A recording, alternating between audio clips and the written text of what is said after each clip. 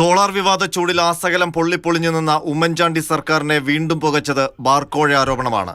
പ്രതിപക്ഷത്തായിരുന്ന ഇടതുമുന്നണി ബാർക്കോഴ ആരോപണം ഉമ്മൻചാണ്ടിക്കും K M മാണിക്കുമെതിരെ കൃത്യമായ രാഷ്ട്രീയ ആയുധമാക്കുകയും ചെയ്തു. അതേ വജ്രായുധം അതേ മുനയോടെ തിരിഞ്ഞു വന്നതിന്റെ അങ്കലാപ്പിലാണ് പിണറായി സർക്കാർ. തെരഞ്ഞെടുപ്പ് പൂർത്തിയായാൽ ഡ്രൈഡേയിൽ അടക്കമുള്ള മാറ്റത്തോടെ പുതിയ മദ്യനയം വരുമെന്ന് ഏതാണ്ട് ഉറപ്പായ ഘട്ടത്തിലാണ് പണപ്പെരിവ് വിവരിക്കുന്ന ബാറുടമയുടെ ശബ്ദരേഖ പുറത്തുവന്നത്.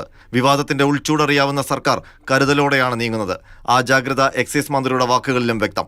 മദ്യനയത്തിൽ ചില കാര്യങ്ങൾ നടപ്പിലാക്കാം എന്ന് പറഞ്ഞുകൊണ്ട് പണപ്പെരിവിന് ശ്രമിക്കുന്നു എന്നുള്ളത് വളരെ ഗൗരവത്തോടെയാണ് കാണുന്നത്. അതിശക്തമായിട്ടുള്ള നടപടി അത്തരക്കാർക്കെതിരായിട്ട് എടുക്കും. ഒരു തരത്തിലും അത് വെച്ചുപൊറുപ്പിക്കില്ല.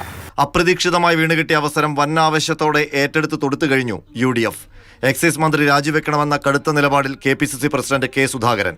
801 ബാറുകളിൽ നിന്നായി 20 കോടി പിരിക്കാനായിരുന്നു ശ്രമമെന്ന് പ്രതിപക്ഷ നേതാവ് VD സതീശൻ. അബ്കാരി ചട്ടങ്ങളിൽ ഭേദഗതി വരുത്തി തരാം എന്നുള്ള ഉറപ്പിന്മേലാണ് ഇപ്പോൾ വ്യാപകമായി സംസ്ഥാനത്ത് ബാർ ഉടമകളുടെ കയ്യിൽ നിന്നും പണം പിരിക്കുന്നത്.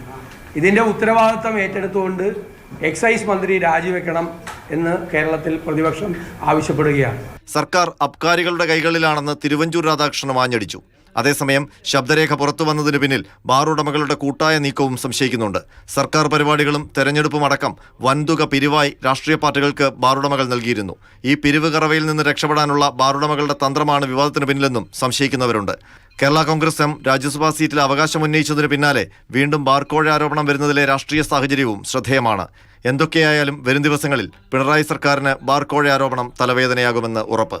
ബാർക്കോഴ ആരോപണത്തിൽ ഇനി അന്വേഷണം പ്രഖ്യാപിക്കുക മാത്രമാണ് സർക്കാരിന് മുന്നിലുള്ള പോംവഴി. ആരോപണം നിഷേധിക്കുമ്പോൾ അത് തെളിവ് സഹിതം ബോധിപ്പിക്കേണ്ട ബാധ്യത പിണറായി സർക്കാരിനുണ്ട്. കാരണം ബാർക്കോഴ ആരോപണം ചില്ലറക്കളിയല്ലെന്ന് ഇടതുമുന്നണിക്ക് നന്നായി അറിയാം. R. അനന്തകൃഷ്ണൻ, മാതൃഭൂമി ന്യൂസ്, തിരുവനന്തപുരം.